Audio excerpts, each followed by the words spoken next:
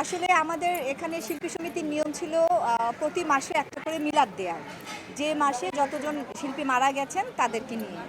তো আমরা ঠিক করলাম যে আমরা প্রতি মাসে এভাবে না করে আমরা কেননা বছরে একটা করব, এবং যারা মারা গেছেন আমাদের শিল্পী সমিতির শিল্পীরা, তাদের পরিবারের সবাইকে আমরা খুঁজে বের করে এখানে নিয়ে আসি। তো এতটা যে সাকসেস হবে বা ওনারা যে আমাদের এতটা সাপোর্ট করবেন সেটা আসলে ধারণা যতটুকুই ছিল, কিন্তু এতটা ছিল না।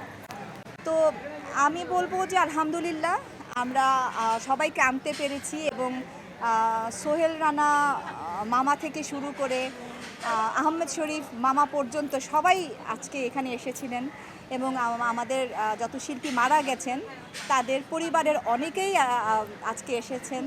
তো আমি ভীষণ খুশি।